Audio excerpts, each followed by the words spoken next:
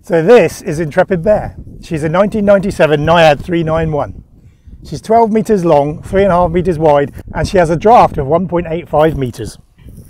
She became our home in 2019, and since then together we've sailed over 6,000 miles. So we thought it's about time we showed you around. So welcome aboard, and I'll take you from the stem to the stern and show you inside and out.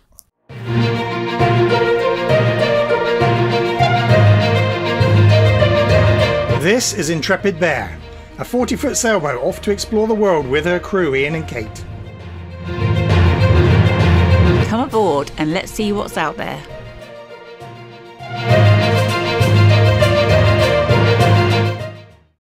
Okay, so we're going to start at the very pointy end. On the front we have our Mantis anchor, 30 kilograms of anchor and 70 meters of 10mm chain, but we've upgraded the chain to 10mm. So then we have the chain locker in here. That's where all the chain goes when we're winding in the anchor, and the two gas bottles, which are a bit rusty at the moment because in Montenegro they didn't exchange them, they just refilled them and they tend to get a bit rusty in the front there. Lofran's 1 kilowatt 1000 watt windlass, 12 volt. Just recently replaced that because the old one, the gears had stripped away. Remote control in here that controls the windlass out and in. So we've got twin anchor rollers, so the chain goes out there. We could put something out through the other one if we wanted to. We could have a separate anchor. Then we've got the pulpit, which has got the nav lights mounted here and here. This is our roller furling Genoa, probably quite an old Genoa. It may well be as old as the boat, which is 26 years. Roller furling because it rolls on and off with this piece of string. So as we pull on it, it'll pull on this coil here, spin it round and round, and that will pull it back in. Or when we pull the sail out, then that coils the rope back up, ready to pull it back in. We've got two sturdy cleats on the bow there for tying onto. Two deck fittings here, which are used mainly for the jack stays, which are these straps that run fore to aft. So what you do with those is you're wiring a harness, you clip onto the harness if you're coming forward on deck in rough weather. What we've also got at the front is this fitting. And then what this boat has is a removable inner forestay. There's a forestay on the side which you can unclip, bring forward, tighten up, and then on that you can hoist either a storm sail or a working jib. So that's a much smaller jib, much smaller than the Genoa, because when you're going upwind you might want something smaller than the Genoa, and if you roll up the Genoa to make it smaller then it loses its shape. But if you use the working jib, it's a much nicer shape. Normally would use that for going to windward in rough weather. So moving aft, we've got the baby stay, which is this piece of rigging that comes down in the deck. That is important to the mast. I don't fully understand rigging, but it's a bit of a pain because it divides the deck in half. We could have a much bigger dinghy and keep it on deck if it wasn't for that baby stay. We've got the mast itself here. All the controls are covered up at the moment, so what I'll do is I'll talk about the mast when we're sailing. Okay, so now we're sailing. We've got the covers off the sail. Let's try and show you a bit more what we've got on the mast. So halyards are ropes which pull sails up and down. Sheets are ropes which pull sails in and out, so like the control lines. So at the mast it's all going to be halyards. So what we've got here is the main halyard. This is pulling up the mainsail. So the mainsail's, that's really tight at the moment because the mainsail is up obviously. It's on the winch. There is no clutch on it, so you've got to keep it on the winch. But what I do is I bring it around the winch and back up to a cleat just in case it was to come off the winch was to give way for any reason. Another halyard here, spare one at the moment, marked yellow. Usually use that one as a lift, the topping lift for the pole when we pole out the mainsail. And then we've also got here the this is a topping lift for the boom, which we don't use that much because we've got the gas lift strut on the boom. So we don't really need a topping lift much, but it does help support the boom when the sail's down and the pressure's on that gas lift strut. We've also got control lines on the mast here, and they control the pole up and down. As you can see, the pole is on the front of the mast there, and that's the pole we put out to pole out the sail. And then at both sides we've also got the lazy jacks. So these are the lazy jacks for the stack pack, which holds the sail bag in. So these can be adjusted up and down to drop down the sides of the sail bag if necessary, so you can do the sail at different angles. Under here we've got, these are the reefing lines, so we've got red, blue and white reefing lines. So we've got blue is reef 1, red is reef 2, the thin white is reef 3, or it's white with blue flecks, and then the other white one here with no flecks in it is the out haul, which pulls out the back end of the sail. The 3 reefing lines, they effectively become the outhaul when the sail is reefed. So they will pull down the thing. So you'll see on the back of the sail the corresponding colours, the red, blue and the white thinner line there for the 3 reefs. So we can pull the sail down sequentially, smaller and smaller as the wind gets stronger and stronger. These here are the clutches that lock off the lines that come through the boom. Then at the bottom of the mast here we've got the sail bags that Kate made, the line bags that Kate made. So we've got 4, one for each reefing line, one for the line that does the boom vang or the kicker, and they're really handy because that means that it takes a little bit longer to put them back in the bag, but when I'm hoisting the sail they don't all come out in a clod like they used to do with the old single bag.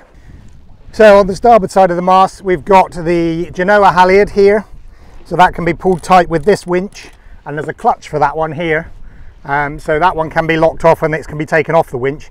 But what I do is I put it on the cleat, because we have had situations before where the clutch, we're not sure if the clutch let go or if we didn't shut it properly, but always as a double check now we cleat that off so that it can't, if the clutch gives way or hasn't been done up properly, the sail can't fall down. So that happened once, don't want it to happen again. So that's the Genoa halyard.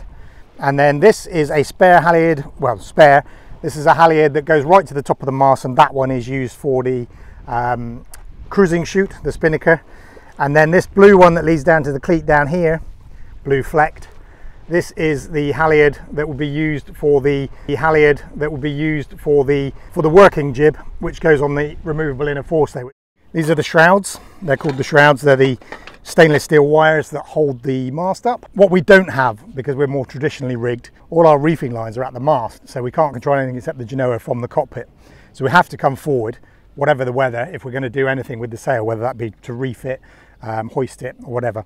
But what we have got are these, which are called granny bars, and they are ideal because once you get here you plonk yourself in there, you can work at the mast, you can be as safe as you like, and that's really good. And then this silver dome here, that is just a bit where the wires, all the wires that are in the mast, they can all come down the mast, they come out on the deck here and they go under there, and that's effectively a waterproof cover so that water can come, you know, if water hits that, it won't go down, but it does let the wires go down. Equally, for the same sort of one-way thing that won't let water in but does let air in, and these are called Dorade vents. So this is a Dorade box. This has got a wind scoop on the top of it, which you can turn around to face whichever way you want. If it's facing into the wind, then wind is forced in, goes down into the saloon, and if it's facing away from the wind, then it causes a suction effect. What you can do is have one forward and one aft, and it brings air into the boat and circulates it. But what happens in these is the actual air goes down in a tube which is under here at this point. So the air goes into the box and then down a tube there. So any water that goes into that tube just goes into the box and doesn't go up the piece of tube inside that's sticking up, and any water that goes in comes out there. Got our glass windscreen, which is really useful at night in cold climates and when it's raining, so we just put stuff called Rain-X on that, and that makes the water just run off, so that's really good. And then these are called jib sheet cars, and they go backwards and forwards on this track, and they control the angle of the jib sheet. So what they do there is they control the angle of the jib sheet, and that's important when you are sheeted close in or when you've got the jib let right out. If you're sheeted right in, you want the jib sheet as far back as possible, and that gives you the correct sheeting angle. Anything else here is another cleat, obviously, and this is the diesel filler, so that's where we fill up the fuel. And then at the back end, I'll be careful not to shoot into the sun here, but at the back end we've got our A-frame, and you can see in episode 0.5, our practice episode, where we got this fitted. We had it built by the guys in Lapros in Hayling Island, and this was really nicely made. We also had the guardrails made solid up to the first gate there, and this gives a nice safe working area at the back of the boat, so we can sort of, you know, if we come out of the cockpit to do anything at the back, we've got all this, we can lean against it, we're nice and secure. So you've got that, and then also down here there's a little storage there, rope storage, so we keep our mooring lines, towing lines, etc. What's really handy on Intrepid Bear is we've got steps down to the water at the back end. That was quite a big thing for us, and having those steps down and the ladder is great. We've also got the 2 davits, which are for lifting the dinghy, and that makes a big difference, because we did think we could blow up and put down the dinghy every day. That didn't work out for us. We didn't do that for very long before we ended up getting the davits, which are quite expensive, but they're really good and do the job really well. So, this is the backstay. This is an adjustable backstay. So using a windlass handle, winch handle in this fitting down here, Then we can tighten up the backstay, which controls the shape of the sail, pull the sail aft, it flattens the sail a bit more. So basic terms, the windier it gets, the tighter this should be. On the outside of the guardrails there, we've got a 6-person life raft. So if Intrepid Bear was to sink, we can throw that overboard, pull the toggle and release it. We've also got a man overboard sling. So that's basically, you throw that out the back of the boat and it floats, and it's got floating rope, and you drive a circle around the man overboard. Then the sling that's on the end of the life sling there, the sling will come, well, the rope will wrap around the person in the water. They can grab the sling, you can hitch it onto a halyard, and you can hoist them aboard using that. So indoors and starting again at the front of the boat, this is our V berth, or the fore cabin. Always generally called a V berth because it is V-shaped in the front of the boat. Generally our V berth, because it's the only spare cabin, gets full of junk. I'd love to have 2 empty bunks in here, but I managed to. It's a constant battle not to just throw stuff in here and fill it up with junk. We permanently keep a couple of sails on that side. That's the cruising chute and the working jib. Underneath the bunk there is another sail, which is the storm sail, and they take up a lot of space. So we can't keep 2 clear bunks. If we have 2 people visiting, then we take those sails out and they live on deck for a week or whatever if people visit. But I do fight to keep this one, or you know, it's a continual desire to keep this bunk clear, just because it looks nicer.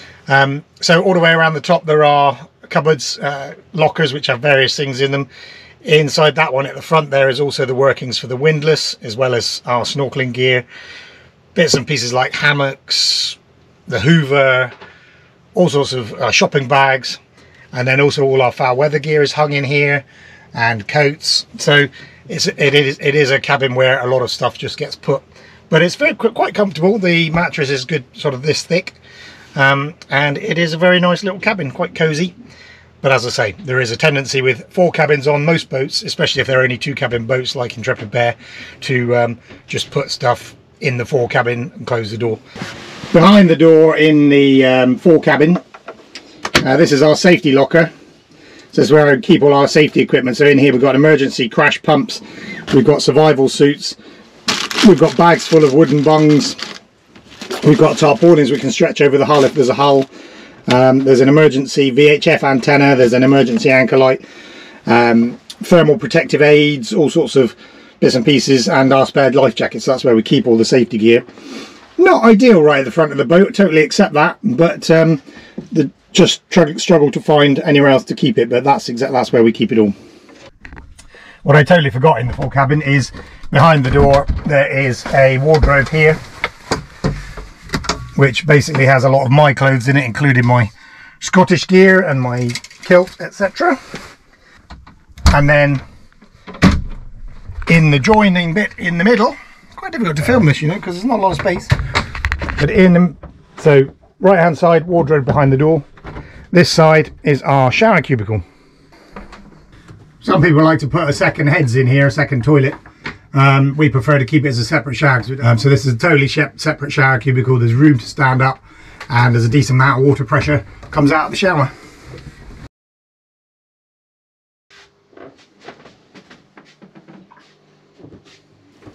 Moving aft from the 4 cabin and shower compartment is the saloon. There were many features of Intrepid Bear which caused us to fall in love with her, but the saloon was certainly a big factor. The saloon has a good sized comfy sofa on each side and is finished in stunning African mahogany, set off with the cream and mahogany headlining. There is plenty of storage in the lockers down each side of the saloon, as well as space behind the sofas. Space under the sofas is a little more limited due to the location of the fuel and water tanks. So one of the things that Intrepid Bear lacks that other boats have is under the sofa storage. There's very little storage under the sofa because this area basically is taken up by water tank. So there is some storage in the very corner here where we keep spare ropes and stuff, but then you can see the water tank there, or one of the water tanks, and then there's a little bit of tool storage in this end. And there is a secondary water tank, with the main water tank being down under the floor here. And on the other side, the fuel tank takes up basically the whole length of underneath that sofa, apart from the very corner here, and that's where the battery box is. So the batteries live in there underneath that mesh. We just got one big 220 AGM in there at the moment, and another one temporarily stored forward. because we've got a temporary battery installation at the moment. So we've got one big AGM under there, one big AGM in the forward locker, which is not where it's meant to be, but it is a temporary thing till we get home and decide whether we're going to go lithium or not. So behind me we've got the nav station. So it is a nav station, and in the old days it would have actually been used for navigation. Nowadays it's basically a desk, because most of our navigation is electronic, although we do carry emergency backup paper charts. Our choices. So this actually up here, this is a chart locker, a very handy chart locker. Believe it or not, there are charts in there. There are also some under our bed.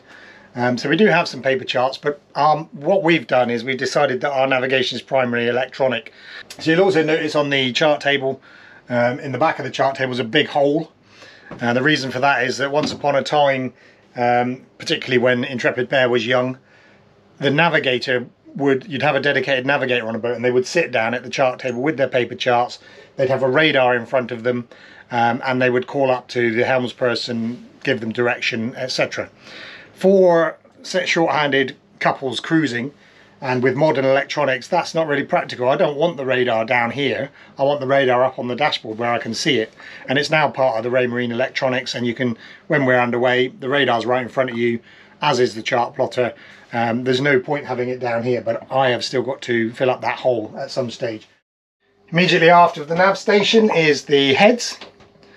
There's not room for two of us in there, so you can just go and have a look yourself. Got a reasonable space. There is a pull-out shower on the sink unit there, so you could sit on the toilet and shower, but then that whole bathroom, or the whole room then becomes wet. That's why we like our separate shower.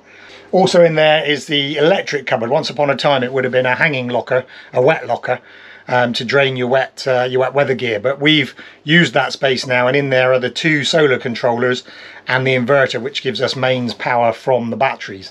And underneath the sink there we got our extensive first aid kit, which varies from just a little ouchie box to a big red bag full of stuff that you need if it gets really serious.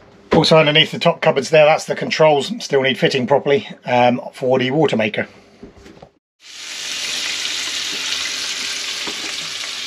So this is our galley. We have a double sink here, which is useful even in a house, let alone in a boat. Also has infills in there, so it's extra working space. Got a lot of worktop space in the galley, but it's all movable. So you do have to plan when you're going to cook things, get everything out first, because you can guarantee that you'll put pans and plates and the thing you need is underneath, but really useful. Here is my dry storage. It's a really big deep cupboard. It's where I keep all things like pastas and rices and breads and cereals and things, so huge cupboard in there. There's a lot of bubble wrap on this boat because we've just been on passage, so everything's bubble wrapped to stop anything breaking or banging. Plates and mixing bowls are in there, it's just how it works. Cups and glasses at the top there. This has got my gravy granules, stock cubes, dried packet mixes and that kind of stuff in there. Under here these are all sorts of baskets which have got Marmite, honey, salt, pepper, spices, herbs, various things like that in. This is our fridge. Lift top, which is good so that all the cold doesn't race out as it does with the front opening. That's really handy because it's got storage underneath the baskets. The baskets can slide along. But, ooh, that's quite a hazard. Even after years, I still bang my head. Keep my eggs there. Don't refrigerate eggs, they keep longer that way. As long as I turn them once a week, they're fine, they don't need to go in the fridge. The next cupboard, bubble wrap. We have just been on passage. It's basically my tins and jars and liquid sources, so it can drill a hole in your soul if you're on passage, and there's a tin going ding, ding, ding. And this is more bubble wrap. Squash, backups of tea, coffee and sugar to go in there, and various sugars for baking, that kind of stuff. Work our way back. Down below here's the storage under the fridge. Everyone has plastic pots for storing things in the fridge. 3 drawer storage, so 4 total. One there. Underneath the cooker is where I keep all my saucepans, frying pans, etc. There's a lot of pans in there. Yes, this is my cooker. It's really handy.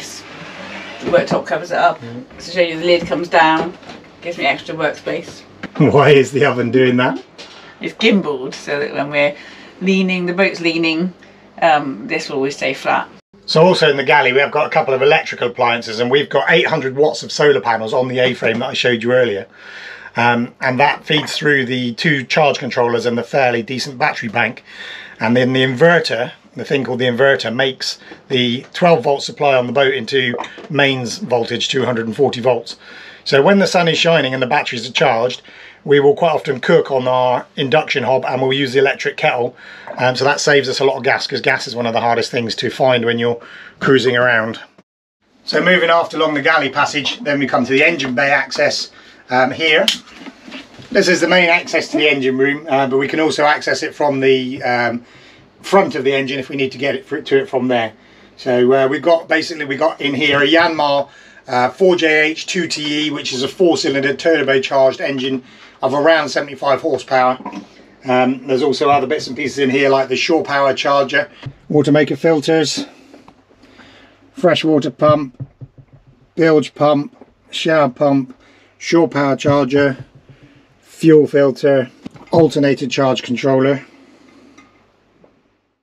At the entrance to the aft cabin here is the main wardrobe. And interestingly, Swedish design, you can either have a wardrobe door, or, we don't use it a lot, or you can have a bedroom door. One door does 2 things. So this is our beautiful aft cabin. We love all the wood in here. We love the size of the bed. We love the windows, so we can just pop our head up and we can look out. We've got our little sofa over there. Kate's clothing storage, some of it is under the wood over there. There's some storage over here. I've got a little bedside locker and a little seat down here, which my shoes are under. There's a little table there that folds up, which we don't use very often, in fact hardly ever, but I have used it for Zoom calls. But it's there. The one thing is with the bed is, when we were looking for a boat, we said we wanted either a walk round bed or a bed that we could both get out of, like sliding out the bottom. Obviously that's not quite possible here. The reason for that is climbing over each other is only fun for about a week, and then it gets really quite tiresome. So trying to get over with the duvet over you and everything, it's quite difficult. What we've got, because we've got a bit of space above the bed, stop the whole thing. We got a bit of space above the bed, and you can all be thankful that we're going to do this fully clothed. Kate needs to keep her eyes closed.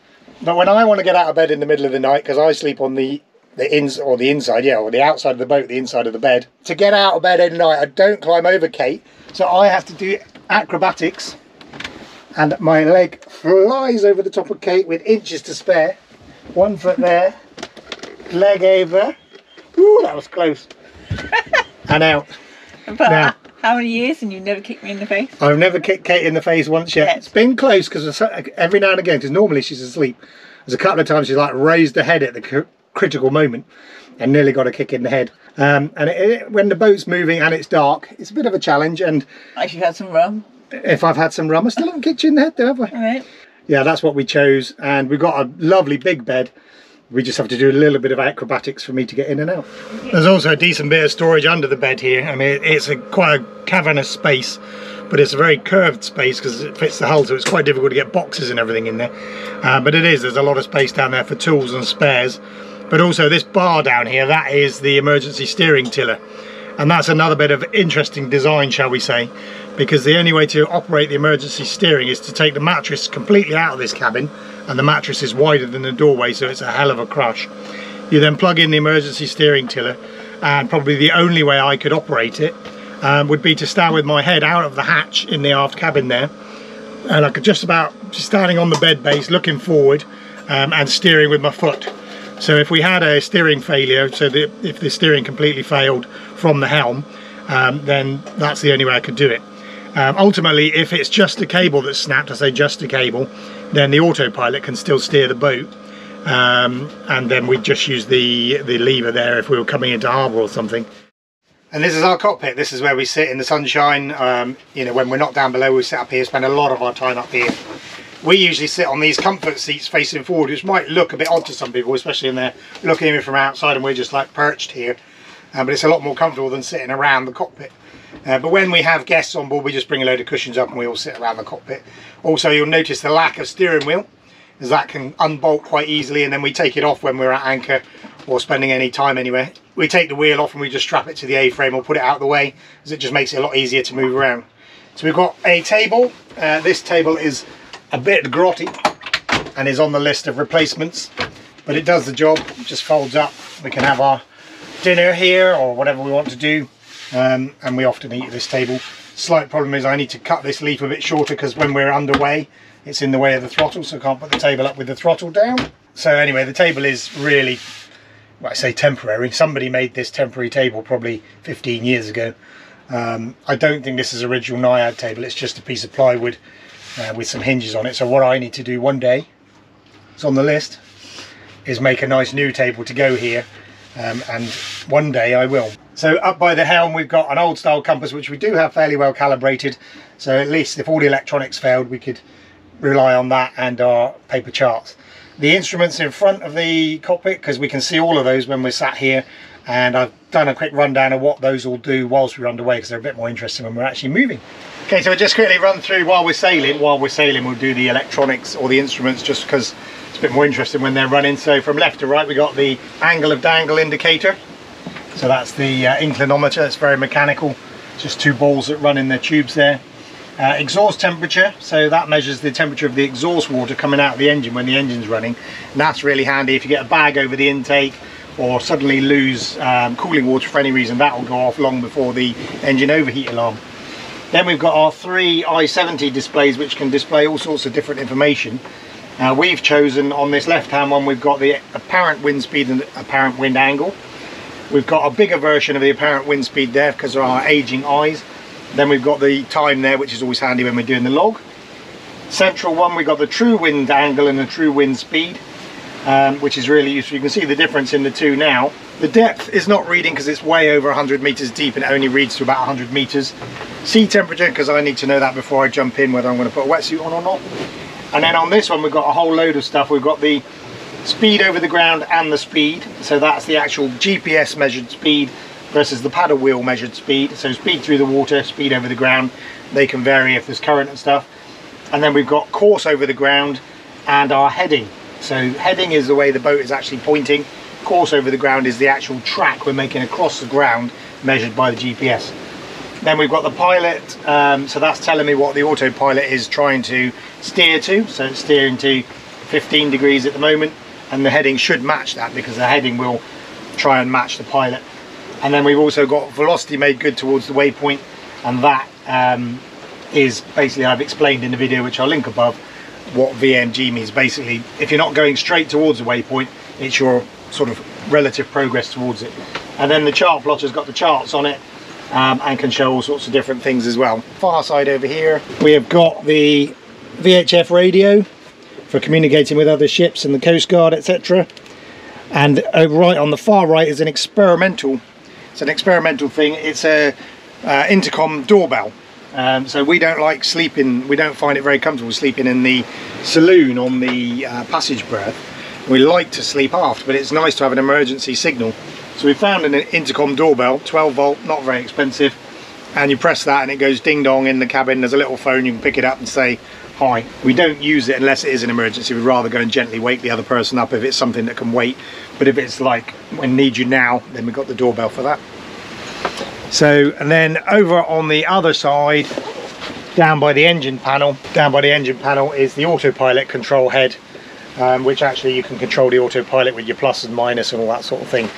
You can actually control the autopilot from the chart plotter as well, but I'm not going to go into full detail on the electronics because we'll do a separate video about that at some stage. But that is the cockpit electronics. Oh, the cockpit enclosure is dangling on my head at the moment. So we do have a full cockpit enclosure, which is the sides come down on here and we can slip in a back panel, and then this is totally weather tight-ish. But it is nice. In the winter you can drop down everything and you've got an extra outdoor space. One of the great things about Intrepid Bear, particularly in rainy climates, not so much in the Med, is the glass windscreen. So we can see out, see ahead. We're not looking through plastic all the time. So that's really nice. And also underneath where I'm sat is a cockpit locker. So the cockpit locker always looks a bit of a mess, but we keep our hose in here for filling the water filter. At the back there are two big boxes. The one at the bottom's got a load of ropes in it. The one at the top's got all our wetsuits and my scuba gear. There is a scuba tank at the back there which you can't see, and I'm not going to pull everything out right now, I'm afraid. Cleaning gear. When you take all of this stuff out of the cockpit locker, you can actually take the floor up, and then there's a load of workings of the boat under there, which I did film a segment of the other day, so I'll show you now what's underneath the cockpit locker. We'll have a look at what's down there in the cockpit locker.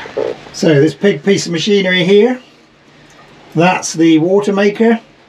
So the blue pipe there goes out is the water maker drain, and then the supply comes in from the pump. The big blue barrel down there is the hot water tank, which can be heated either by the engine, by an electric immersion heater, or by the diesel water heater. This is the toilet waste tank, which we fitted because our old one was rotted away. You'll see that in our episode 1. And then it's behind the backboard, which I'll have to climb down in and show you behind the backboard what's going on behind there. So here's the backboard, which you will see is up to here when we are when the locker's built. So behind here we have the Eberspacher air heater, so that heats the boat with associated wiring, which is not as tidy as it should be. And then down below there, this one down here is the Eberspacher water heater, which I had spare from an old boat, so I just use that to heat the water as well, so we can have hot water when we're on anchor without running the engine. So then over here, that red tank there is the accumulator that smooths out the water flow. That's got air pressure in it, but it's part of the fresh water system, smooths out the water flow. And then over that side there's another pressure tank. That is the expansion tank for the hot water. So when you're heating the hot water, it needs somewhere to expand to, and that tank is it. There, that's the header tank for the hot water heater, the diesel heater. And back here, that's the emergency bilge pump, a hand operated bilge pump that goes down, that sucks out from the bilge with a handle. So that's it. That's everything that's down here behind the cockpit locker, which you can't see when the cockpit locker is full of everything that's in it. So there she is, Intrepid Bear, as much as we can show you in about half an hour. I hope you enjoyed this look around our home. If you've got any questions, then leave them in the comments below. Please don't forget to like and subscribe, it really helps us out, and share this video with anyone you think who might enjoy it. I think that's it for now. It's the end of season 2, and season 3 starts soon.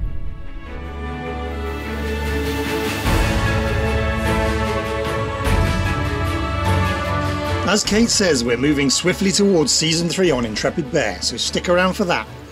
We've already sailed over 1,000 nautical miles since Montenegro, and have lots of adventures and stunning footage to bring you soon.